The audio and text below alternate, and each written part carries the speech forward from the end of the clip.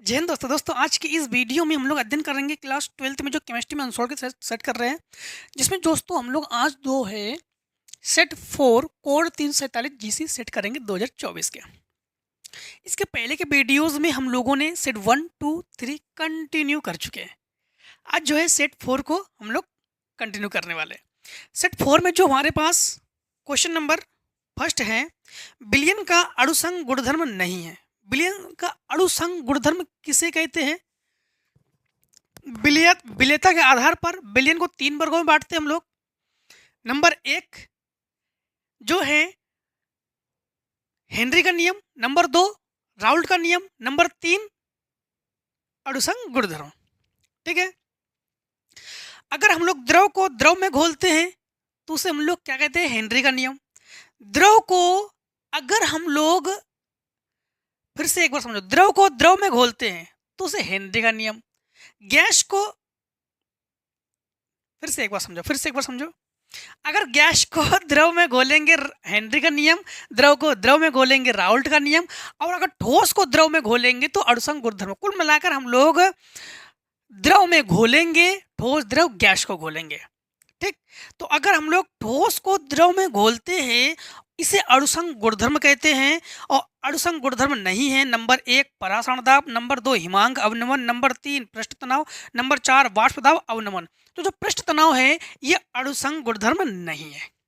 ठीक, इसके बाद क्वेश्चन नंबर खा में है, 3 धात्विक धन आयनों एक्स वाई जेड के मानक अपचयन इलेक्ट्रोड विभव क्रमशः प्लस 0.52 वोल्ट है और माइनस 3.03 वोल्ट है और माइनस 1.18 वोल्ट है।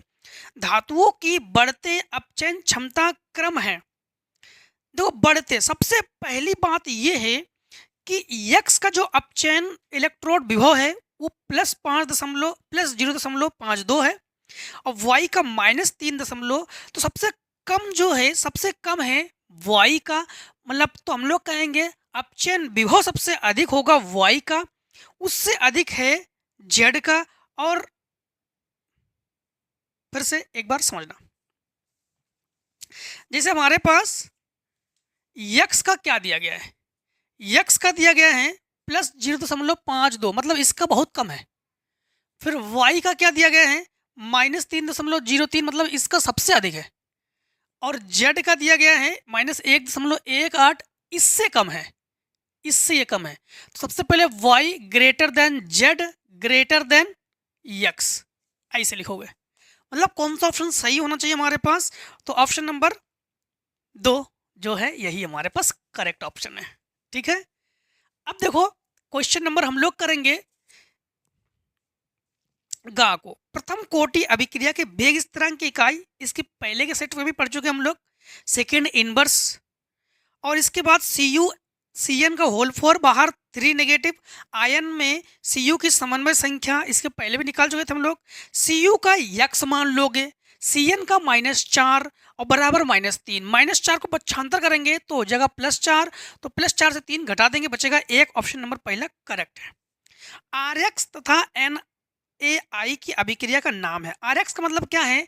यहाँ पर R का मतलब है एल्किन, मतलब एल्केन, और यक्स का मतलब हाइड्रोकार्बन, मतलब हाइड्रोजन है, तो हाइड्रो एल्केन कहेंगे इसको। और NaI सोडियम आयोडाइड की अभिक्रिया का नाम क्या है? तो इसे कहेंगे हम लोग फिंकेलस्टाइन अभिक्रिया, फिंकेलस्टाइन अभिक्रिया। ऑप्शन नंबर 2 करेक्ट है। 4 नंबर में है R सिंगल बॉन्ड NH2 तथा HNO2 की अभिक्रिया से बनता है। जब अभिक्रिया करेंगे तो बनेगा क्या? हमारे पास एल्कोहल बनेगा ROH, मतलब ऑप्शन नंबर 2। ठीक है, इसके बाद क्वेश्चन नंबर 2 के काम है मोल प्रभाज को उदाहरण द्वारा समझाइए। मोल प्रभाज किसे कहते हैं? मोल प्रभाज, देखो, जिसके मोलों के बारे में पूछ दिया जाए उसके मोल को ऊपर रखते हैं, टोटल मोलों की संख्या को नीचे रखते हैं। तो मान लो बिले के मोल पूछ दिया गया तो हम लोग कहेंगे बिले के मोल और कुल मोल को मोल प्रभाज कहते हैं, या बिले के मोल और विलायक के मोलों के अनुपात को मोल प्रभाज कहते हैं। ठीक है, तो हम लोग इसकी प्रीवियस वीडियो में पढ़ चुके थे। तो मोल प्रभाज हम लोग लिखेंगे n बटे स्मॉल n बटे small n plus capital N। ठीक है। स्मॉल एन जो है ये विलेय के मोलों की संख्या है और small N plus capital N जो है विलायक के मोलों की संख्या है। ठीक है। क्वेश्चन नंबर दो के खा में है अभिक्रिया हमारे पास दी गई है और E not C positive CE 3 positive का मान ज्ञात करेंगे और ई नॉट सेल का मान हमें दे दिया गया है और E not CO 2 positive CO का मान हमारे पास दे दिया गया है। सबसे पहले देखो हम लोग करते हैं दूसरे के खा को। दूसरे के खा तो लिखेंगे हम लोग उत्तर 2 और खा, तो लिखेंगे उत्तर 2 लिखेंगे और खा लिखेंगे। 2 के खा में हमें जो रिएक्शन गिवन है पहले वो लिख लेते हैं। 2 फिर सीरियम 4 पॉजिटिव है प्लस कोबाल्ट है, रिएक्शन है 2CE सीरियम जो है 3 पॉजिटिव है, कोबाल्ट 2 पॉजिटिव है। के लिए हम लोग जो ज्ञात करेंगे ई नॉट सीरियम 4 पॉजिटिव सीरियम जो है 3 पॉजिटिव का मान ज्ञात करेंगे और इसके बाद ई नॉट सेल बराबर 1.89 वोल्ट। ठीक है। और E not CO2 positive CO बराबर -0.28 वोल्ट है। सबसे पहले इसके लिए हम लोग सेल अभिक्रिया प्रयोग करेंगे। क्या प्रयोग करेंगे? सेल अभिक्रिया। तो समझो सेल अभिक्रिया, ठीक है, समझना आप लोग। सबसे पहले उसी के मुताबिक चलेंगे हम लोग। तो हम लोग कहेंगे सेल अभिक्रिया में सेल अभिक्रिया। तो सेल अभिक्रिया को जब लिखेंगे हम लोग ई नॉट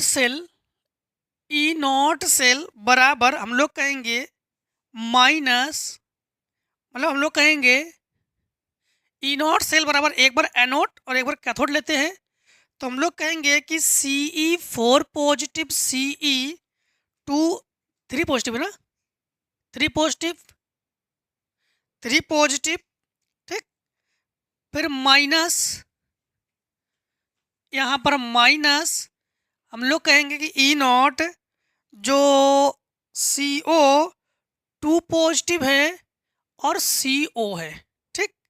अब यहाँ पर ई नॉट सेल का मान हमारे पास क्या दिया गया है 1.89 और इसकी जगह हमारे पास क्या मान है, इसकी जगह मान है हमारे पास, इसकी जगह है, ये तो ज्ञात करेंगे, इसकी जगह लिखेंगे हम लोग। तो ये लिखेंगे हम लोग CE4 positive CE3 positive minus minus plus, ये जगह 0.28, ये माइनस में है इसको पक्षांतर कर देंगे तो इसे लिख देंगे प्लस में, सॉरी प्लस में है, पक्षांतर करेंगे तो लिखेंगे माइनस में। तो CE4 positive CE3 positive CE का सीरियम 1.89 माइनस 0.28, तो हम लोग कहेंगे CE4 पॉजिटिव CE3 पॉजिटिव बराबर 9 से 1 8 से 6 और ये 1.61 वोल्ट। ठीक है। देखो आया ना समझ में? ये ऐसी बात नहीं है, फिजिक्स के अलावा केमिस्ट्री में भी न्यूमेरिकल्स पूछते हैं, कम से कम 3-4 क्वेश्चन न्यूमेरिकल्स पूछते हैं, उससे अधिक भी पूछ देते हैं। तो इसलिए फिजिक्स के न्यूमेरिकल तैयारी कर रहे हो आप लोग, इसके अलावा केमिस्ट्री के भी न्यूमेरिकल्स की तैयारी करो आप लोग। क्वेश्चन नंबर, रासायनिक अभिक्रिया कोटि तथा आणविकता में उदाहरण देते हुए अंतर को स्पष्ट कीजिए। रासायनिक अभिक्रिया की कोटि किसे कहते हैं? रासायनिक अभिक्रिया में जो अभिकारक है, अभिकारक का मतलब होता है रिएक्शन के इधर वाले को अभिकारक कहते हैं, रिएक्शन के उधर वाले को उत्पाद कहते हैं।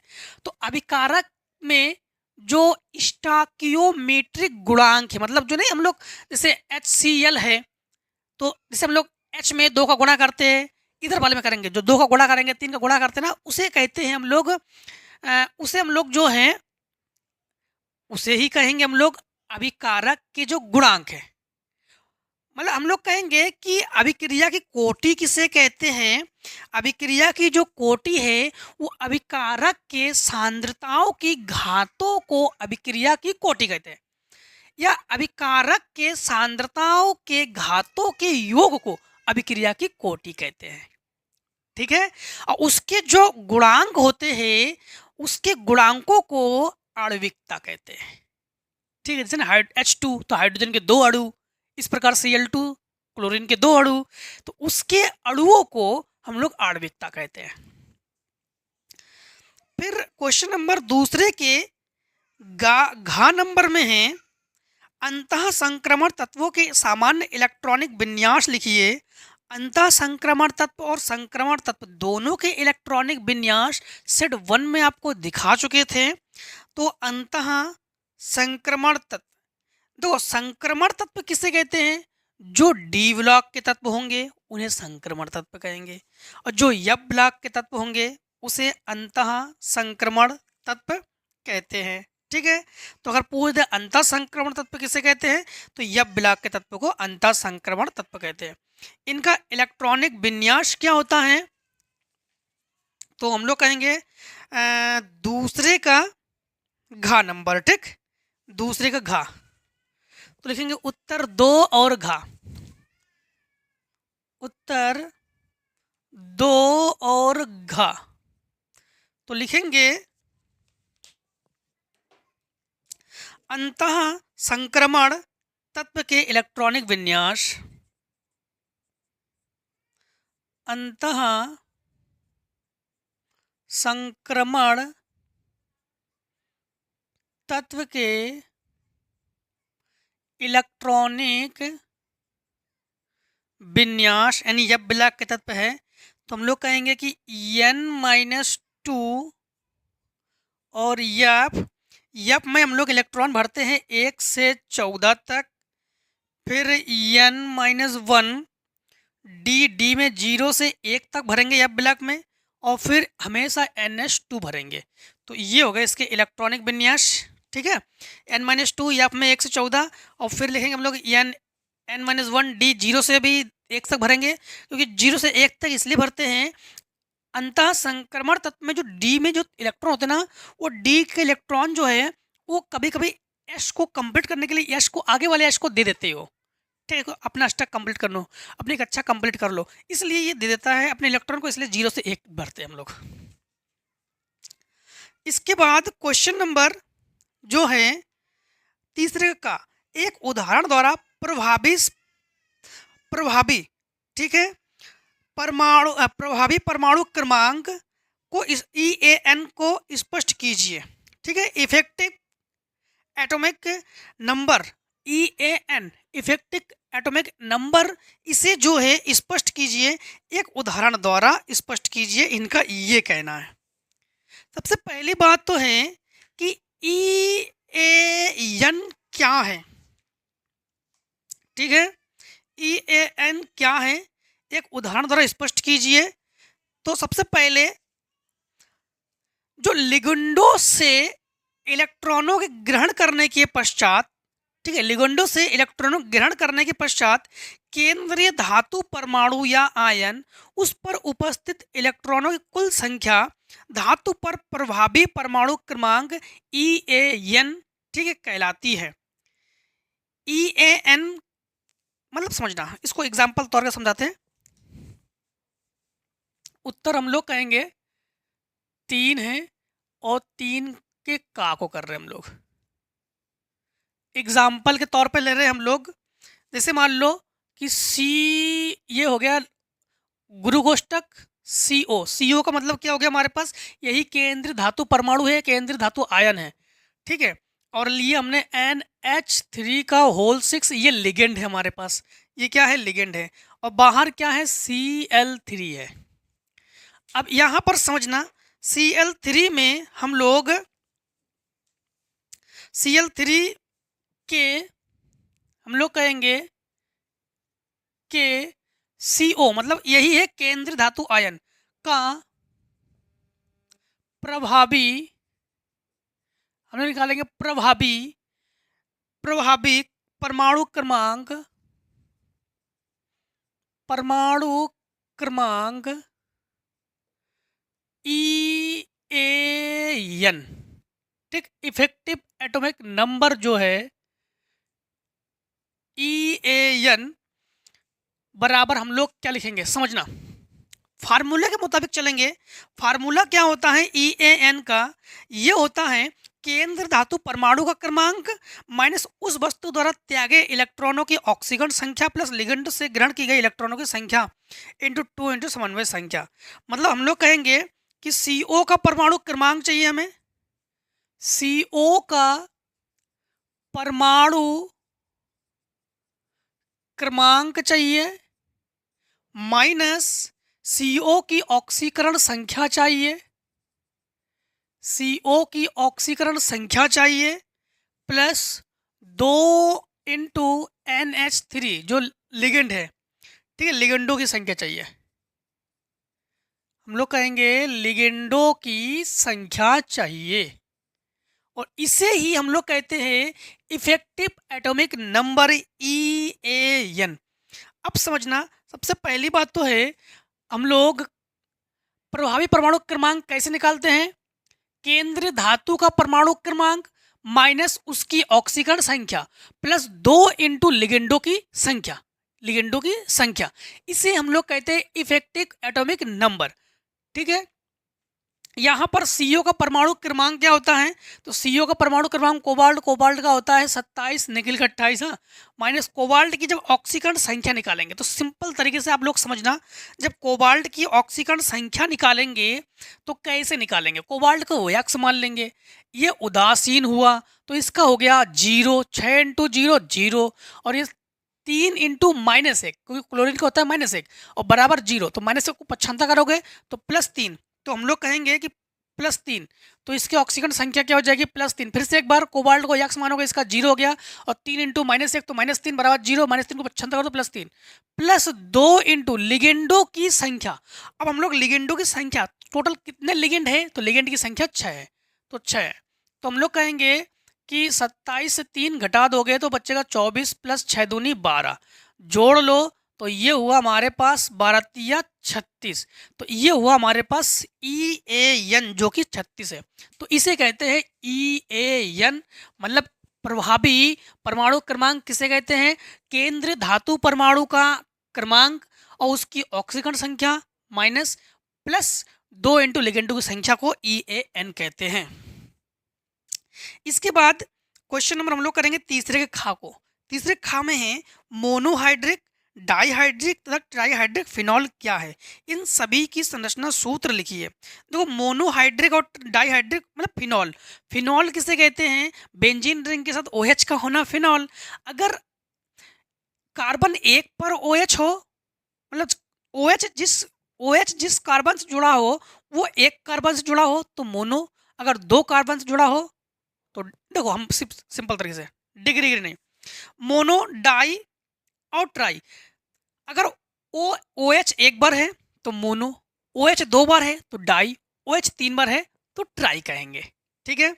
इनका इन्होंने कहा है कि एक एक एग्जाम्पल द्वारा समझाओ, तो हम लोग लिखेंगे तीसरे के खा को, लिखेंगे उत्तर 3 और खा। क्या लिखेंगे, उत्तर 3 और खा। तो समझना, जैसे बेंजीन रिंग ले लेंगे हम लोग, ठीक है, मोनो, डाई, ट्राई, फिनॉल, क्या, इन सभी की संरचना सूत्र लिखिए, इन सभी की संरचना सूत्र लिखेंगे हम लोग। तो समझना, सबसे पहले हम लोग फिनॉल बनाते हैं। फिनॉल किसे कहते हैं, फिनॉल जो है बेंजीन रिंग बनाएंगे और उसमें OH लगा देंगे, तो इसे हम लोग क्या कहेंगे, इसे कहेंगे फिनॉल, तो इसे कहेंगे मोनोहाइड्रिक। और अगर इसी प्रकार से फिनॉल में हम लोग मतलब बेंजीन रिंग के साथ एक OH यहाँ जोड़ देंगे और एक OH यहाँ जोड़ देंगे तो मोनो डाई, से कहेंगे डाईहाइड्रिक फिनॉल।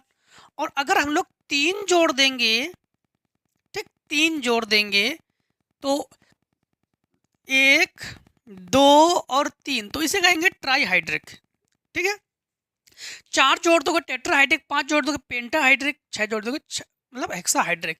कोई जरूरी नहीं इधर से जोड़ो, इधर से भी हम लोग जोड़ सकते हैं, ठीक है।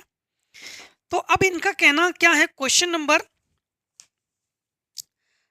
तीसरे के गा के बाद, नहीं तीसरे गा है, एल्कोहल फिनॉल की जल में विलेयता का कारण स्पष्ट कीजिए। एल्कोहल और फिनॉल इनकी जल में विलेयता का जो कारण है, इनका कारण स्पष्ट कीजिए। तो देखो, चाहे एल्कोहल हो और चाहे फिनॉल है, जल के साथ हाइड्रोजन आवंदन के कारण ये जल में विलय होते हैं। किसके आवंदन के कारण? हाइड्रोजन आवंदन के कारण, हाइड्रोजन के साथ बंध बनाने के कारण। जो हाइड्रोजन के साथ बंध बना ले वो जल में विलय होगा जरूर। तो जो हाइड्रोजन के साथ, जो जल के साथ हाइड्रोजन बंध बनाते हैं वो जल में विलय होता है। तो हम लोग कहेंगे हाइड्रोजन आवंदन के कारण जल में विलय होते हैं। एंजाइम को परिभाषित कीजिए, इसकी क्रिया विधि लिखिए। क्वेश्चन नंबर तीसरे के घ में एंजाइम क्या है, जो एंजाइम की क्रिया विधि है वो क्या है, इन्होंने ये पूछा है।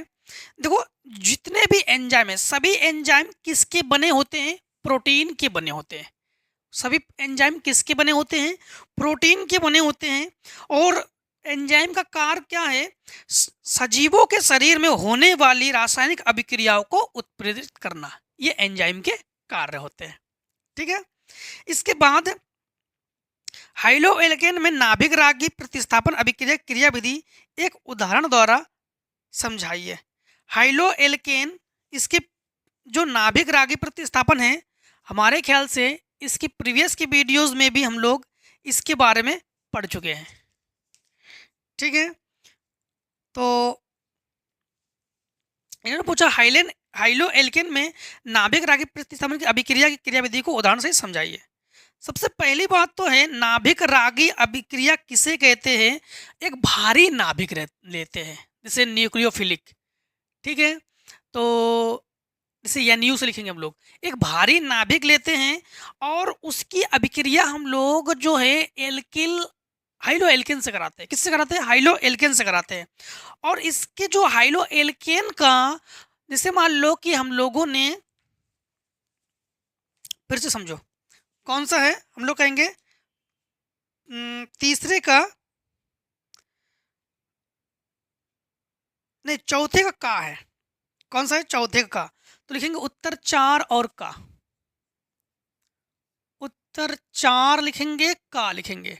जैसे मान लो कोई एक भारी नाभिक लिया हमने NU, ठीक, और इसकी अभिक्रिया हमने किससे कराए हैं कि R और X से। ये एल्केन है और ये हाइलो है, तो हाइलो एल्केन। और इन्होंने इसके बंध पर किया अटैक और धीरे धीरे बंध को तोड़ दिया। जैसे ही तोड़ा धीरे धीरे, क्योंकि यहाँ पर है अल्प पॉजिटिव चार्ज और यहाँ पर है अल्प नेगेटिव चार्ज, ठीक, अल्प नेगेटिव चार्ज, तो जल्दी बंध को तोड़ सकते हैं। और ये भारी नाभिक भी हैं। भारी नाभिक इसने किया अटैक इस पर, जैसे ही अटैक किया, ठीक है, जैसे अटैक किया तो यहाँ पर इसने क्या किया, कि जो R के साथ है, मतलब कार्बन के साथ है, हाइड्रोकार्बन के साथ है, इन्होंने बंध बना लिया और बड़े प्रेम से इन्हें विस्थापित कर दिया। तो इसे कहते हैं नाभिक रागी प्रतिस्थापन अभिक्रिया। भारी नाभिक द्वारा किसी भी हाइड्रोजन को दूर भगा देना, उसे प्रतिस्थापित कर देना, उसे कहते हैं हम लोग नाभिक रागी प्रतिस्थापन अभिक्रिया, ठीक है। ध्यान रखना कि नाभिक रागी प्रतिस्थापन की जो क्रिया विधि है SN1 तथा SN2 प्रकार की होती है ये। इसके बाद देखो क्वेश्चन नंबर चौथे के खा में है, क्लोरोबेंजीन के हाइड्रोजन नाइट्रीकरण तथा फिडल क्रॉफ्ट अभिक्रिया के रासायनिक समीकरण को लिखिए। चौथे खा को करते हैं, तो लिखेंगे उत्तर 4 और खा। क्या लिखेंगे हम लोग? उत्तर 4 और खा। देखो 4 के खा में है, सबसे पहले हम लोग क्या करेंगे, क्लोरोबेंजीन के हाइलोजन का मतलब होता है कोई भी हाइलोजन से क्रिया कराएंगे, और किसकी क्रिया कराएंगे? क्लोरोबेंजीन की क्रिया कराएंगे। क्लोरोबेंजीन का फार्मूला क्या होता है? बेंजीन रिंग ले लेंगे, और बेंजीन रिंग के साथ Cl का होना उसे क्लोरोबेंजीन कहेंगे। अब हम लोग क्या करेंगे? हाइलोजन, हाइलोजन का मतलब जानते हो? हाइलोजन परिवार में कौन कौन आते हैं? हाइलोजन परिवार में एक तो आपका क्लोरीन है, ब्रोमीन है, आयोडीन है, ठीक है, ये सब हाइलोजन परिवार है। तो इसकी सबसे हम लोग हाइलोजन मतलब हम सबसे पहले क्लोरीन के साथ अभिक्रिया करा रहे हैं, तो Cl2, और जब रिएक्शन कराएंगे तो निर्जल FeCl3 के साथ कराएंगे हम लोग, निर्जल FeCl3 के साथ कराएंगे। ये रिएक्शन एक बार करवा चुके आपको। एक बार ये Cl इसके आर्थो पर जगह जुड़ेगा और एक बार पैरा पे जगह जुड़ता है। तो एक बार हम लोग इसी को क्लोरोबेंजीन में एक बार जुड़ा ये आर्थो पर, और एक बार हम लोग दिखाते हैं इसको कहाँ पर? पैरा पर। तो इसे कहते हैं हम लोग हाइलोजनन। इसे हम लोग क्या कहेंगे? हाइलोजनन, जिसमें ये लघु है और ये मुख्य है। दूसरा इन्होंने पूछा है हमसे नाइट्रीकरण। नाइट्रीकरण का सेम प्रोसेस है, जैसे क्लोरोबेंजीन ले लेंगे हम लोग, क्लोरोबेंजीन नाइट्रीकरण भी पढ़ा चुके एक बार आपको, और सिंपल तरीके से नाइट्रीकरण है तो HNO3 के साथ क्रिया करवा देंगे और रिएक्शन करवा देंगे, और किसकी उपस्थिति में? सांद्र, सांद्र मतलब कौन के सांद्र? H2SO4 के साथ जब हीट कराते हैं NO2 को एक बार आर्थो पर जोड़ोगे, एक बार पैरों पर जोड़ोगे इसको, तो हम लोग कहेंगे कि एक बार हम लोग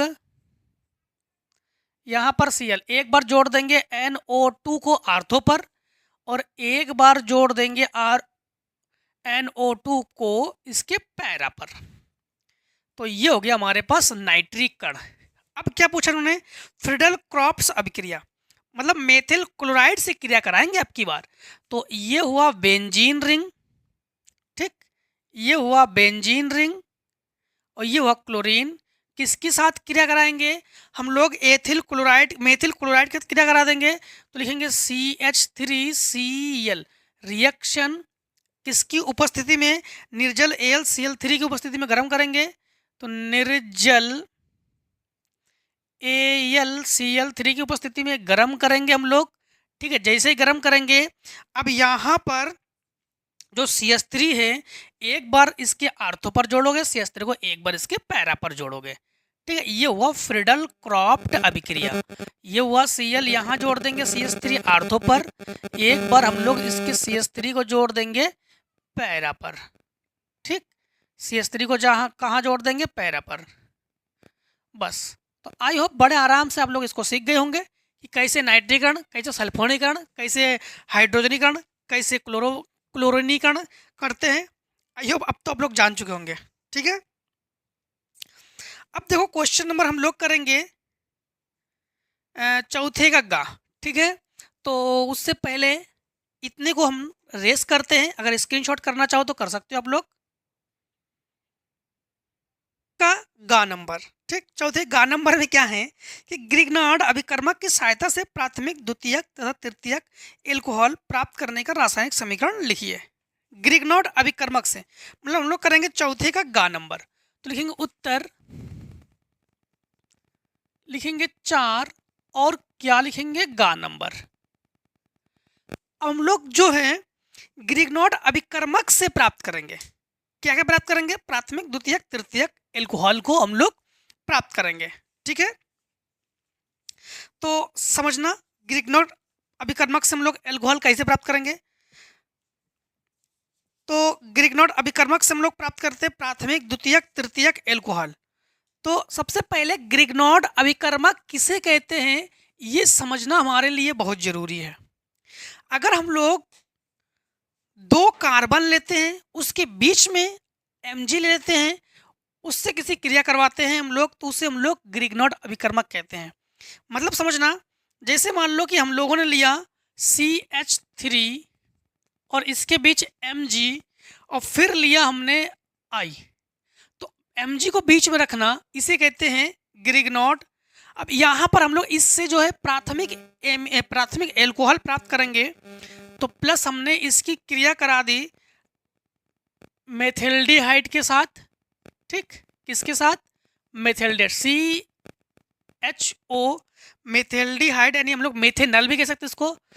तो मेथेनल से हमने इसकी क्रिया करा दी, ठीक है, किससे क्रिया करा दी हमने, मेथेनल, या इसको कह सकते हैं फॉर्मेल्डिहाइड। तो ये तो हमारे पास मेथिल मैग्नीशियम आयोडाइड है, ये फॉर्मेल्डिहाइड है।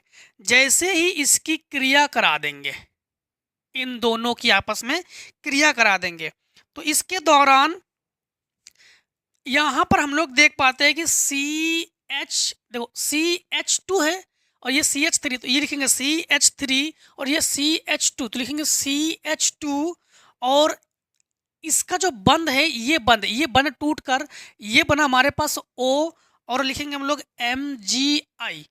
हमें जो प्राप्त करना था वो हमें नहीं मिला अभी तक। हमें प्राप्त करना था प्राथमिक एल्कोहल, मतलब OH जो है वो एक कार्बन से जुड़ना चाहिए। तो पुनः इसकी हम लोग क्रिया कराते हैं, यानी जल अपघटन कराते हैं, HOH, या आयनीकरण करा देंगे। जैसे ही इसकी आयनीकरण करा देंगे, अब जो है या तो H धन आयनित करोगे तो यहाँ पर OH जोड़ दो, या फिर OH से क्रिया करा दो। जैसे क्रिया कराएंगे तो हमारे पास मिलेगा CH3 CH2OH, ठीक, प्लस यहाँ पर CH3 CH2, और ये बना हमारे पास OH, ठीक है, और ये जो हमारे पास MgI है और इसका OH है, समझना फिर से, मान लो इसकी क्रिया करा हमने, तो ये H आकर यहाँ जुड़ा और ये OH, ठीक है, और ये MgI, तो इसे लिखेंगे हम लोग MgOH और I। यहाँ पर समझना, OH जिस कार्बन से जुड़ा हुआ है वो मात्र एक कार्बन से जुड़ा हुआ है, तो इसे हम लोग कहेंगे 1 डिग्री एल्कोहल। क्लियर हुआ? अब ये हुआ 1 डिग्री एल्कोहल। अब हम लोग द्वितीयक एल्कोहल प्राप्त करेंगे। क्या प्राप्त करेंगे हम लोग? द्वितीयक एल्कोहल, मतलब 2 डिग्री एल्कोहल। सबसे पहले फिर से वही मेथिल, मतलब CH3MgI, मेथिल मैग्नीशियम आयोडाइड की क्रिया करा देंगे। किसके साथ करा देंगे? अब हमने मेथिल्डिहाइड के साथ क्रिया करवा चुके हैं ना, फॉर्मेल्डिहाइड के साथ। फॉर्मेल्डिहाइड या मेथिल्डिहाइड एक ही चीज़ है। अब हम एसिड एल्डिहाइड के साथ क्रिया कराएंगे। एसिड एल्डिहाइड के लिए 2 कार्बन होना जरूरी है, तो हम लोग कहेंगे CH3, ठीक है, single bond C, double bond O, तो ये हुआ एसिड एल्डिहाइड, ठीक है, एसिड एल्डिहाइड। जैसे ही इसकी क्रिया करवाते हैं, फिर से आपको पता है कि यही बंध टूटेगा, इसका बंध, ठीक है।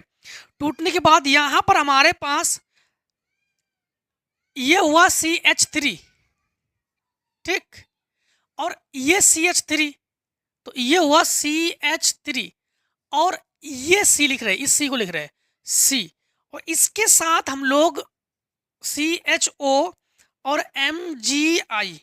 अब समझना, इसका फिर हम लोग क्या करेंगे? जल अपघटन करेंगे। जैसे ही जल अपघटन करेंगे तो HOH या H पॉजिटिव, ठीक है, धनायन, जल अपघटन करने के बाद ये बनेगा हमारे पास CH3 और यहाँ पर हमारे पास CHOH और प्लस MgOHI।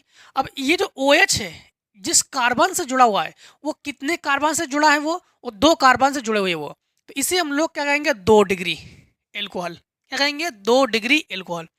इसके बाद थर्ड नंबर में हम लोग तृतीयक एल्कोहल यानी 3 डिग्री एल्कोहल प्राप्त करेंगे। 3 डिग्री एल्कोहल मतलब कार्बन OH जिसके साथ जुड़ जाए वो 3 कार्बन से जुड़े होने चाहिए। इसीलिए हम लोग अब की बार क्या करेंगे? फिर से समझना, अब की बार वही सिस्टम, CH3, ठीक, MgI। अब की बार यहाँ पर से हम वही प्रोसेस करेंगे। यहाँ पर हम लोगों ने लिया था CH3 लिया था हम लोगों ने, ठीक है, तो यहाँ पर CH3 लेंगे हम लोग। अब की बार हम लोग मेथिल्डिहाइड एथिल्डिहाइड है। अब हम लोग क्या लेंगे? यहाँ पर C ट्रिपल बॉन्ड O। अब हमारे पास यहाँ पर जैसे ही रिएक्शन करवाएंगे, रिएक्शन के दौरान हम लोग फिर से वही क्या प्राप्त करेंगे? यही तो चीज प्राप्त करेंगे। अब की बार 2 बार प्राप्त किया था, 3 बार प्राप्त करेंगे हम लोग। 3 बार कैसे? समझना, ये हुआ हमारे पास CH3, ये हुआ हमारे पास C, फिर CH3 और यहाँ पर CH3, एक ये 2 और एक 3, और MgI और ये O, तो लिखेंगे हम लोग O और MgI। फिर इसका हम लोग क्या करते हैं, जल अपघटन करते हैं। तो जल अपघटन जब करेंगे तो यहाँ पर फिर से इसका बंध टूटेगा, यहाँ पर है ना।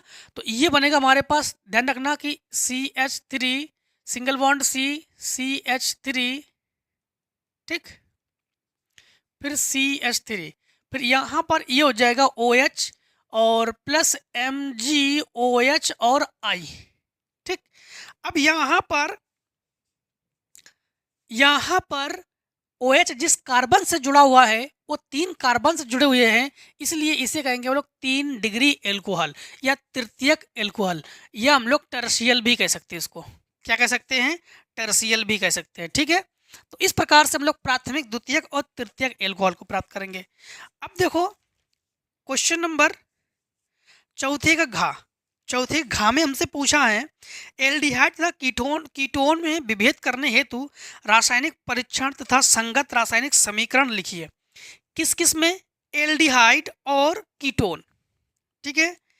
एल्डिहाइड और कीटोन में जो है इसमें अंतर, तो देखो एल्डिहाइड और कीटोन किसे कहते हैं, एल्डिहाइड किसे कहते हैं, अगर कार्बन के साथ CHO समूह जुड़ जाए तो उसे एल्डिहाइड समूह कहते हैं। अगर कार्बन के साथ CO जुड़ जाए तो उसे कीटोन समूह कहते हैं।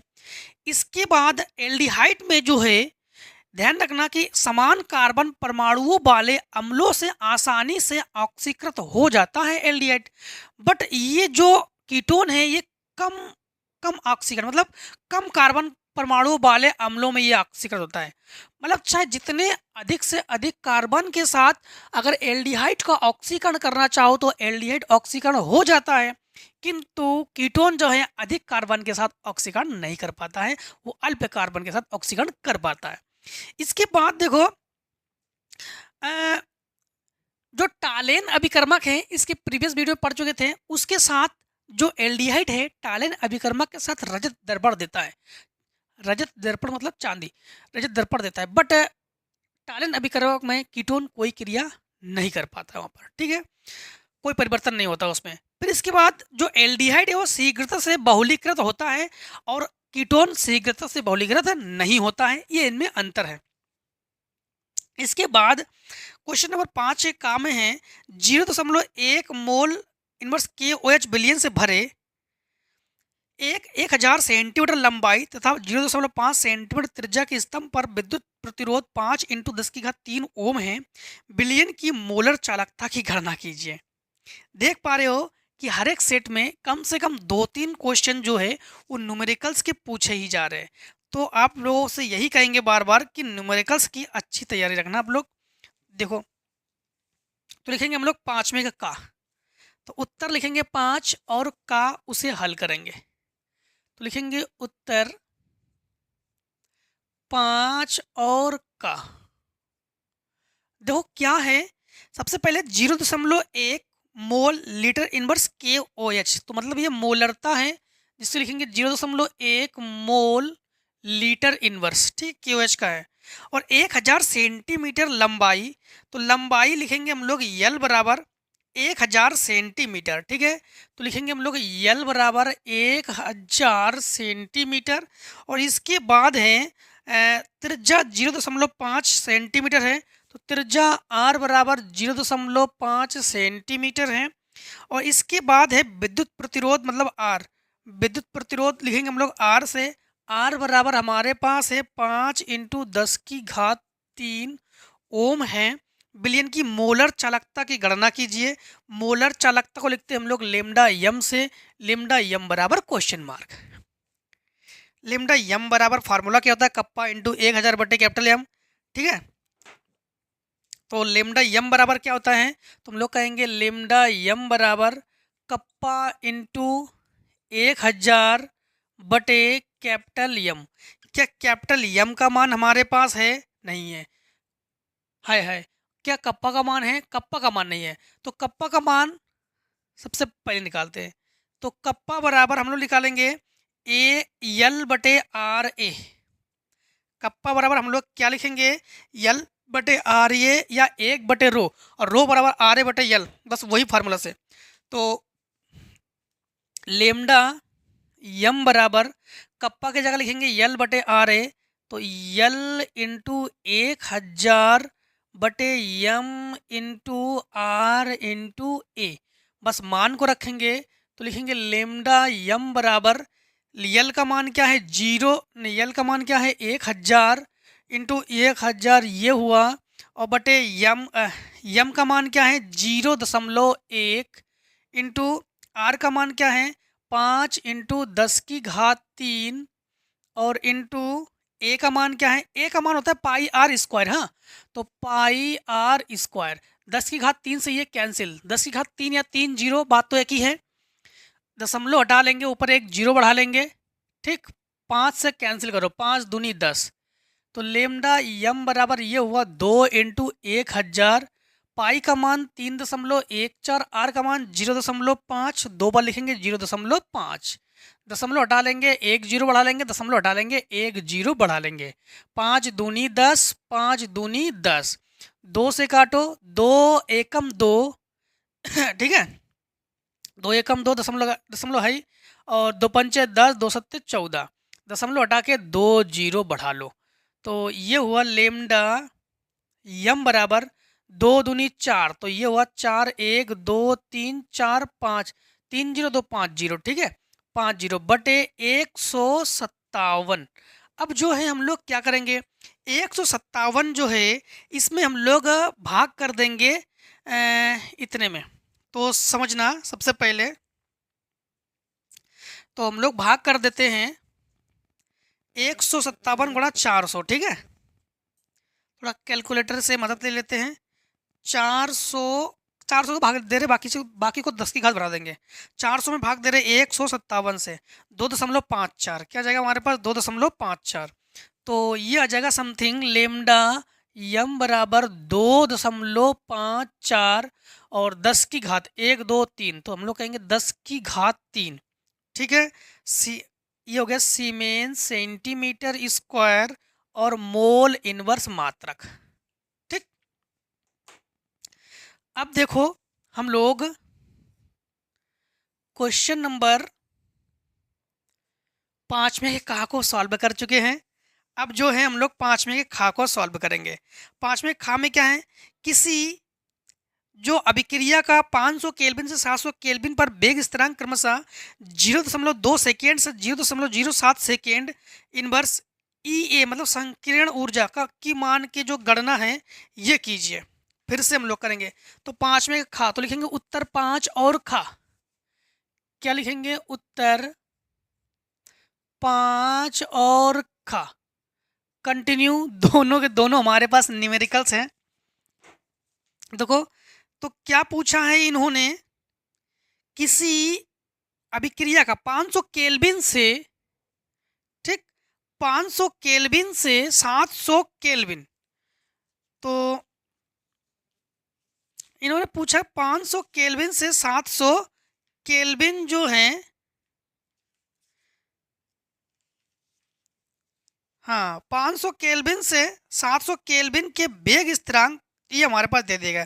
तो इसको एक काम करते हैं, जो केल्विन में मान हमारे पास है इसे हम ताप है तो एक को T1 से लिख रहे हैं, T1 बराबर हमारे पास है 500 केल्विन और T2 बराबर हमारे पास है 700 केल्विन, और इसके बाद जो हमारे पास वेग स्थिरांक है जिसको लिखेंगे K1 से, K1 बराबर 0.02 सेकेंड इनवर्स, और जो K2 है ये है हमारे पास 0.07 सेकेंड इनवर्स, ये K2 है। और EA जो है संकीर्ण ऊर्जा, EA जो है इसे हम लोग ज्ञात करेंगे।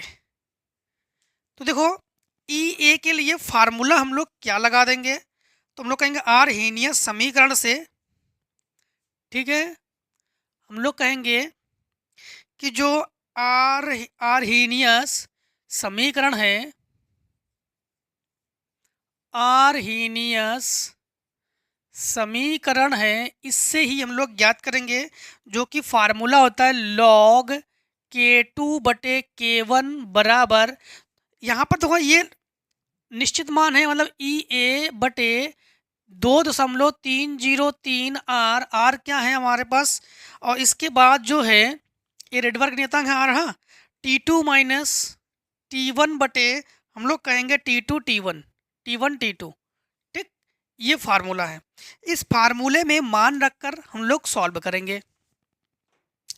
तो यहाँ पर समझना लॉग K2 का मान क्या है हमारे पास, K2 का मान है 0.07, K1 का मान है 0.02 बराबर EA हम लोग ज्ञात करने वाले हैं और 2.303 इंटू आर। देखो आर जो है इसका निश्चित ही मान है ये, ठीक है। आर का जो निश्चित मान है वही आपको बता रहे हैं 8.314 8.314 ये निश्चित मान है। और T2 का मान क्या है 700 से 500 घटाओ तो ये बचा हमारे पास 200 बटे ये हुआ 700 इंटू 500 यानी 500 इंटू 700 बातें की है, 2 जीरो से 2 जीरो कैंसिल, ठीक। अब दशमलव से ये दशमलव कैंसिल। अब ये log 7 और log 2 इसमें m/n का फार्मूला लगा देंगे तो ये हो जाएगा हमारे पास, तो log 7 minus log 2, log m/n का फार्मूला होता है log m minus log n, ठीक है। और बराबर ये हुआ EA और इससे काटेंगे तो ये 350 बटे इन दोनों का गुणा कर लेंगे। जब गुणा कर लेंगे तो ये आ जाएगा 19.174 और ये आया हमारे पास 1/0 पचम 25 2 5 15 2 17 1750, ठीक है। अब log 2 और log एक काम करते हैं, log 7/2 का मान हमारे पास दिया गया है, नहीं दिया गया, कुछ भी नहीं दिया गया, तो हम लोग चाहे तो डायरेक्टली निकाल सकते हैं। हम यहाँ पर डायरेक्टली थोड़ा सा मान रख रहे हैं, जो log 7 का मान रखेंगे, log 2 का मान रखेंगे। तो जब मान रखेंगे तो हमारे पास ये इन दोनों का मान जो है, देखो एग्जाम में हमारे पास दोनों के दोनों मान दे दिए जाएंगे, इसमें घबराने वाली कोई बात नहीं है, दे दिए जाएंगे। और बराबर हम लोग ये लिखेंगे, हम लोग जो बटे में है इसे गुणा में ले आओ तो ये हो जाएगा 19.174 इंटू 1750 बराबर EA।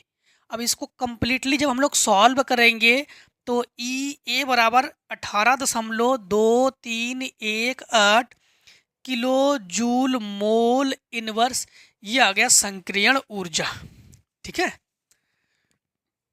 ये है संक्रियण ऊर्जा,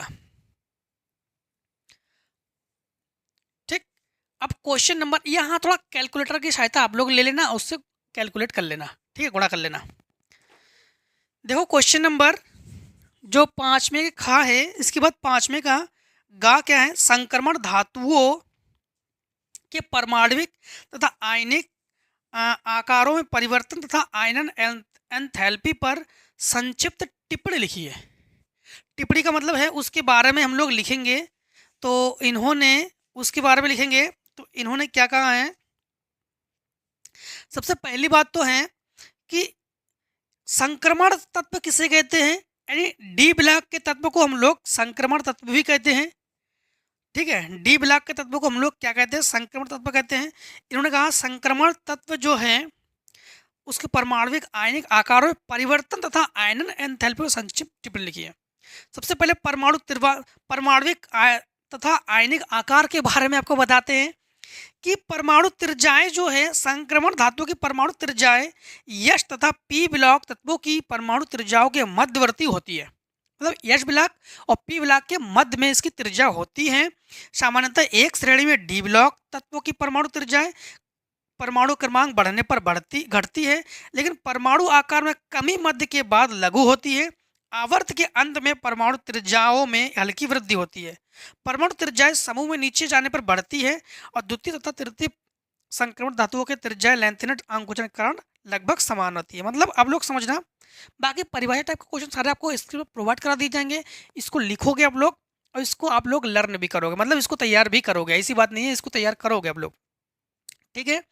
और बाकी आयनिक त्रिज्याएं क्या है, आयनिक त्रिज्याओं की प्रवृत्तियां परमाणु त्रिज्याओं के समान होती हैं और संक्रमण धातु की आयनिक त्रिज्याएं भिन्न ऑक्सीकरण संख्याओं से भिन्न होती है। संक्रमण धातुओं की आयनिक त्रिज्याएं समान आवर्त के प्रतिनिधित्व तत्व यश तथा पी ब्लॉक में से कम होती है।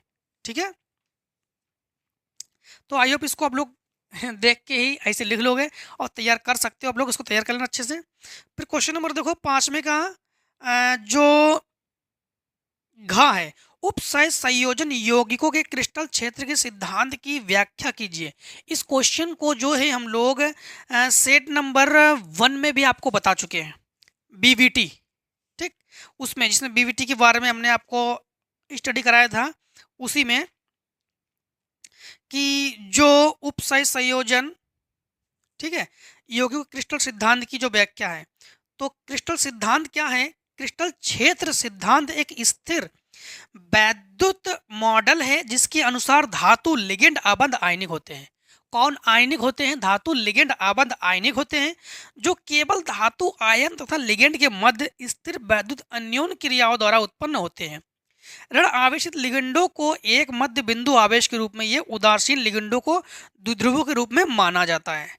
किसी विलगित गैसीय धातु परमाणु आयन के पांचों डी कक्षों की ऊर्जा का मान बराबर होता है, अर्थात ये अपभ्रष्ट अवस्था में होते हैं। यह अपभ्रष्ट अवस्था तब तक बनी रहती है जब तक कि धातु परमाणु आयन के चारों ओर ऋणावेश का एक गोलीय सममित क्षेत्र रहता है। आप लोग कहोगे आप तो कंटिन्यू पढ़े जा रहे हो, ऐसी बात नहीं, आपको कल बता दे रहे हैं कि इसको भी आप लोग तैयार करोगे।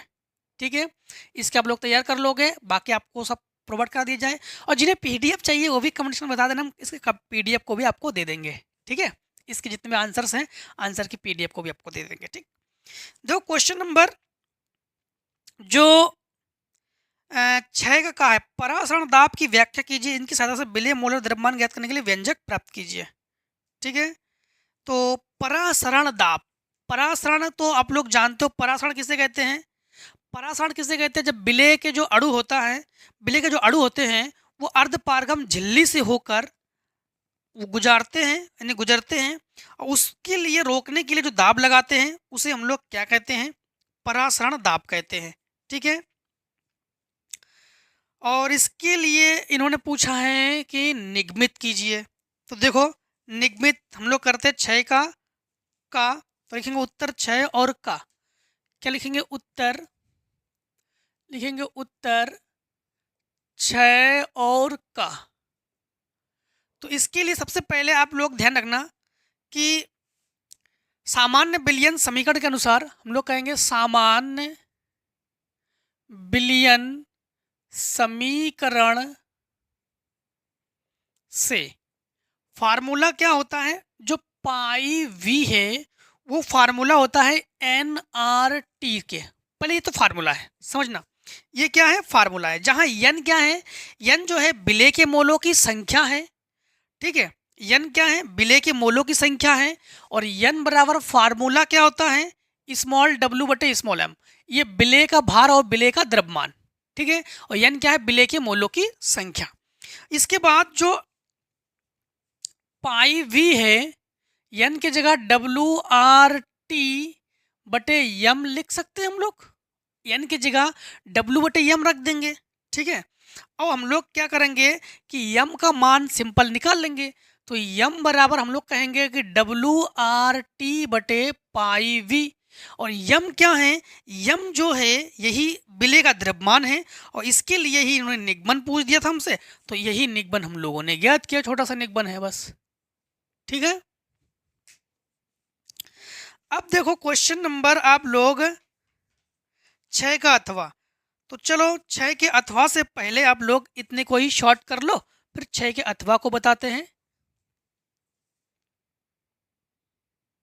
करते हैं कौन सा? 6 के जो अथवा है का। ठीक, 6 का अथवा क्या है कि एक ठोस के 1.26 ग्राम को 200 घन सेंटीमीटर जलीय विलयन में घोला गया है। 300 केल्विन पर इस विलयन का परासरण दाब 2.57 इंटू 10⁻³ बार पाया गया है। ठोस के मोलर द्रव्यमान को परिकलित कीजिए। तो ठोस के मोलर द्रव्यमान है उसे हम लोग परिकलित करेंगे।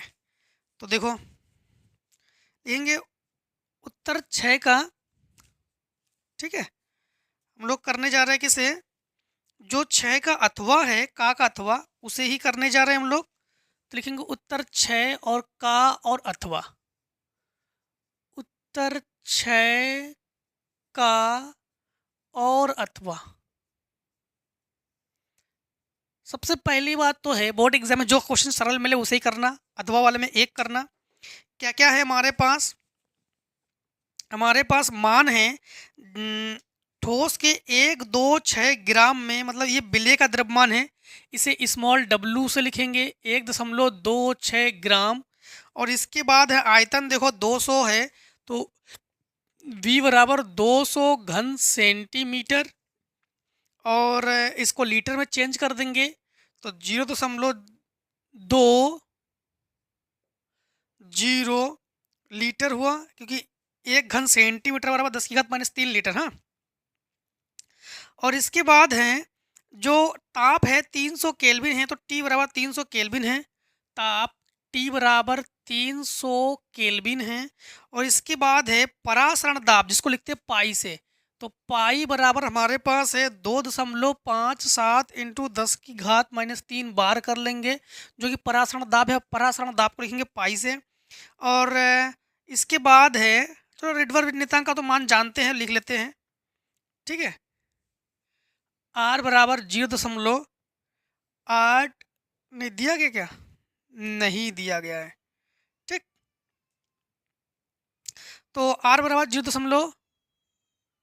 या 8.34, इसको ऐसे लिख दे, R का मान हो गया 0.083 लीटर बार किलो मोल, ठीक। ये हो गया हमारे पास R का मान। अब हम लोग मोलर द्रव्यमान हमसे पूछा है, इसके लिए फार्मूला लगा देंगे हम लोग। विलेय का मोलर द्रव्यमान, तो हम लोग कहेंगे विलेय का मोलर द्रव्यमान, विलेय का मोलर द्रव्यमान जिसको लिखते हैं स्मॉल m से, जो कि फार्मूला बनेगा हमारे पास WRT/पाई/V, ठीक। अब इसके अकॉर्डिंग वैल्यू को रखेंगे हम लोग, मान को रखेंगे, तो स्मॉल m बराबर W का मान क्या है हमारे पास 1.26, R का मान क्या है 0.083, और T का मान क्या है हमारे पास 300 केल्विन है, ठीक है। बटे पाई का मान क्या है 2.57 10⁻³ और आयतन का मान क्या है 0.200। 3 अंक के बाद दशमलव है, 3 अंक के बाद दशमलव है, ये कैंसिल हुआ हमारे पास। 20 से 20 ये कैंसिल हुआ हमारे पास। एक बार फिर से लिख लेते हैं, m बराबर 1.26 इंटू 8 इंटू 3 बटे 2.57 इंटू 10⁻³ इंटू 2। अब दशमलव से दशमलव ये कैंसिल हुआ, 2 से कैंसिल करो, 2 छिंग 12 2 तिया 6, ठीक है। और अब हम लोग और किससे कैंसिल कर सकते हैं, गुणा कर लो। तो इन तीनों का गुणा करेंगे और इनसे भाग कर देंगे, ठीक है। जब भाग कर देंगे तो एग्जैक्ट हमारे पास आंसर आ जाएगा आपके पास गुणा, और इसे ऊपर ले जाएंगे, ठीक है। तो आ जाएगा समथिंग 61,022, ठीक है, ग्राम मोल इनवर्स। समथिंग 61,022 ग्राम मोल इनवर्स, ये आंसर आ जाएंगे हमारे पास अप्रॉक्स में, है। अब देखो क्वेश्चन नंबर हम लोग करते हैं, कौन सा क्वेश्चन नंबर हमारे पास है 6 का खा नंबर। कार्बोक्सिलिक अम्लों के एस्टरीकरण की परिभाषा तथा क्रियाविधि लिखिए। बेंजोइक अम्ल के साथ हाइड्रोजनीकरण, नाइट्रीकरण और अभिक्रिया का रासायनिक समीकरण। तो बेंजोइक अम्ल के साथ, बेंजोइक अम्ल का है बेंजीन रिंग के साथ COOH का होना, और उसके साथ जब हम लोग हाइड्रोजनीकरण करेंगे, मतलब Cl2 से क्रिया करा देना, Cl2 को या तो आर्थो पर जोड़ देना या तो पैरा पर जोड़ देना। इसके बाद बेंजीन रिंग COOH की क्रिया करा देंगे HNO3 को, NO2 को या तो आप लोग उसको आर्थो पर जोड़ देना या पैरा पर जोड़ देना, ठीक है। एस्ट्रीकरण में हम लोग यही करते हैं। तो एस्ट्रीकरण में हम लोग क्या कर, और एस्ट्रीकरण क्या कर, नहीं एस्ट्रीकरण नहीं, नाइट्रीकरण और हाइड्रोजनीकरण। एस्टरीकरण किसे कहते हैं? जब कार्बोक्सिलिक अम्ल सांद्र H2SO4 या शुष्क HCl गैस की उपस्थिति में एल्कोहल या फिनॉल के साथ गर्म किए जाते हैं तब एस्टर निर्मित होते हैं। यह अभिक्रिया उत्क्रमणीय होती है, इसे ही एस्टरीकरण अभिक्रिया कहते हैं। ठीक है, बाकी देखो हमारे पास इसी के अथवा में 6 अथवा में रासायनिक समीकरण लिखिए, केवल रासायनिक समीकरण। और इन्होंने पूछा ब्यूटेन एक ऑल से ब्यूटेनोइक अम्ल, ब्यूटेन एक ऑल से ब्यूटेनोइक अम्ल कैसे बनाते हैं? ये ब्यूटेन एक ऑल का फार्मूला है CH2CH2CH2OH, ब्यूटेन एक ऑल का फार्मूला है।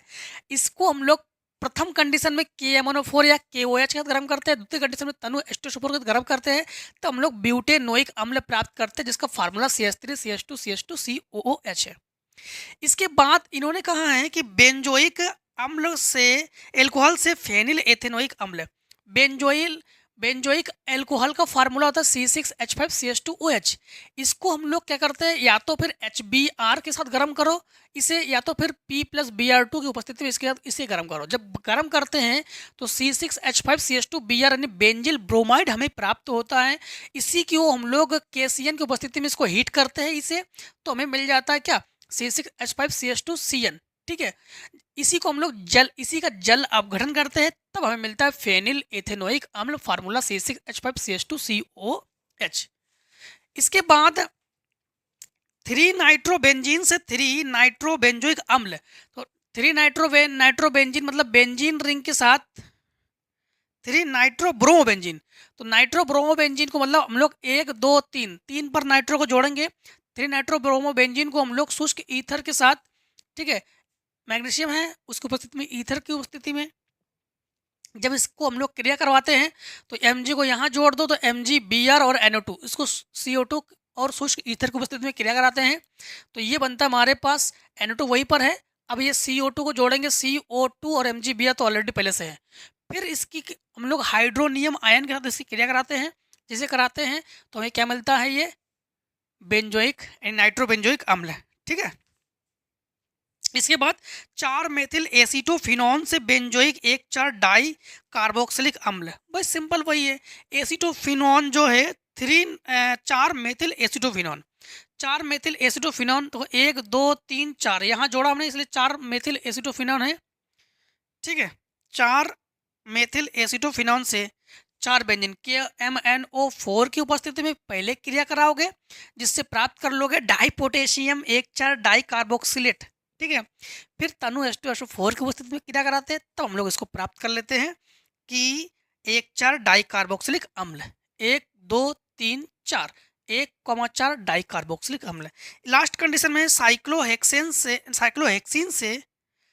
हेक्सेन 1,6 डाई ओइक अम्ल, साइक्लोहेक्सीन से, अच्छा हेक्सीन है, साइक्लो का मतलब पूरे चित्र खाली हेक्सीन की वजह से एक फिर हम लोग बॉन्डिंग लगा देंगे, ये साइक्लोहेक्सीन, हेक्सीन के लिए सिंगल बॉन्ड और हेक्साइन के लिए डबल बॉन्ड, ट्रिपल बॉन्ड, तो यहाँ पर हेक्सीन है इसलिए एक बॉन्ड लगाएंगे। ठीक है, और इसको KMnO4 और H2SO4 की उपस्थिति में गर्म करते हैं, हमें सबसे पहले क्या मिलेगा, साइक्लो डाई एल्डिहाइड, और नवजात ऑक्सीजन से क्रिया करा दोगे तो हमें मिल जाएगा यहाँ पर साइक्लो, ठीक है, हेक्सेन 1,6 साइक्लो डाई हेक्सेन। ठीक है, डाई मतलब नहीं, क्या प्राप्त करेंगे, हेक्सेन 1,6 डाई ओइक अम्ल, तो 1,6 डाई ओइक, तो एक से गिनो 1 2 3 4 5 6, तो 1,6 डाई, 2 होने पर डाई पढ़ेंगे तो डाई यानी हेक्सेन डाई ओइक अम्ल।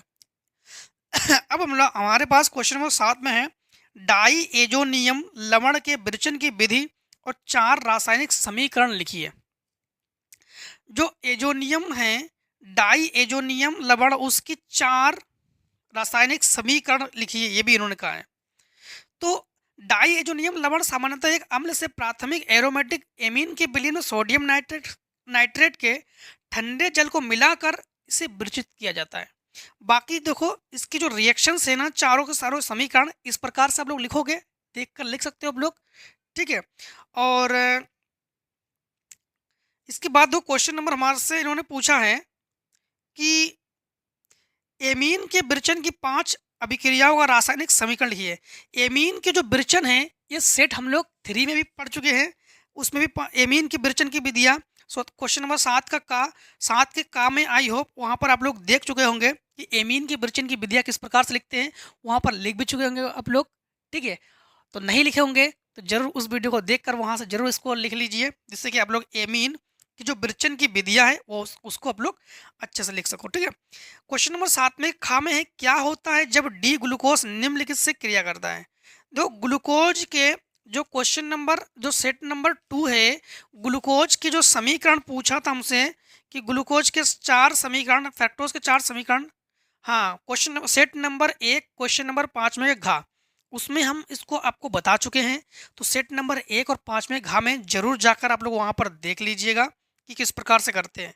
इसके बाद देखो निम्नलिखित पर टिप्पणी कीजिए, प्रोटीन का विकृतीकरण और न्यूक्लिक अम्ल। सबसे पहले प्रोटीन का विकृतीकरण किसे कहते हैं ये समझना आप लोग। क्वेश्चन नंबर हमारे पास कौन सा है, क्वेश्चन नंबर जो है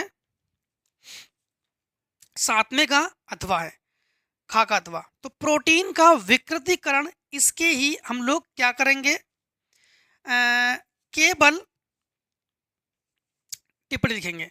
तो विकृतीकरण देखो, जब प्राकृतिक प्रोटीन में भौतिक या रासायनिक परिवर्तन करते हैं, जैसे पीएच में परिवर्तन आदि, तो हाइड्रोजन अवंधों में अव्यवस्था उत्पन्न हो जाती है तथा प्रोटीन अपनी जैविक सक्रियता खो देता है। इसे ही प्रोटीन का विकृतीकरण कहते हैं। विकृतीकरण के दौरान 2 डिग्री 3 डिग्री संरचनाएं नष्ट हो जाती है, परंतु 1 डिग्री संरचना अपरिवर्तित रहती है। इसके बाद न्यूक्लिक अम्ल को आप लोग इम्पोर्टेंट भी मान सकते हो, क्योंकि इम्पोर्टेंट इसलिए है क्योंकि न्यूक्लिक अम्ल 2-3 सेट में कंटिन्यू पूछ दिया गया है कि कोशिका के नाभिक में उपस्थित वे कण जो आनुवंशिकता के लिए उत्तरदायी होते हैं, क्रोमोसोम कहलाते हैं। ये प्रोटीन तथा अम्ल प्रकार के जैव अणु से मिलकर होते हैं, जिन्हें न्यूक्लिक अम्ल कहते हैं, ठीक है। इसको भी अच्छे से लिख लेना। और आज जो है सेट 4 को हम लोग यहीं पर समाप्त कर रहे हैं। अब हम लोग सेट 5 को पढ़ने वाले हैं। सेट 5 जो है 2024 का सेट 5 जीडी। देखो आपके पास अगर राजीव अनसॉल्ड है या अग्रवाल अनसॉल्ड है तो आप लोग ना अनसॉल्ड को मैच करा सकते हो। बट अगर आपके पास अगर एचएम अनसॉल्ड है या एक्स अनसॉल्ड है या अरियंत है तो सेट ना उसमें कुछ अलग अलग हैं। हो सकता है कि सेट उसमें जो है 4 की जगह 3 हो, 3 की जगह 5 हो। बाकी आप लोग केवल कोडवर्ड देखोगे जीसी, ठीक, और कोई भी अनसॉल्ड से पढ़ सकते हो। तो आई होप सारे क्वेश्चंस आपको क्लियर हो गए होंगे। क्वेश्चन को जरूर दो, केमिस्ट्री है इसको हल्के में मत लेना, ठीक है, बोर्ड एग्जाम के लिए। और इसके बाद जो है हम इंपॉर्टेंट क्वेश्चंस को भी आपको प्रोवाइड कराएंगे। इसके अलावा अनसॉल्व पूरे पढ़ जाने के बाद इंपॉर्टेंट क्वेश्चन को भी प्रोवाइड कराएंगे।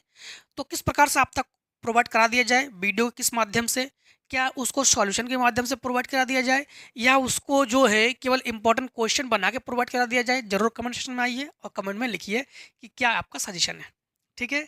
तो मिलते हैं दोस्तों नेक्स्ट वीडियो में। आज की वीडियो दोस्तों यहाँ तक। जय हिंद जय भारत। अब लोग स्वस्थ रहिए, मस्त रहिए, इस प्रकार से हर एक सेट में हमसे मिलते जरूर रहिए। Take a screen shot.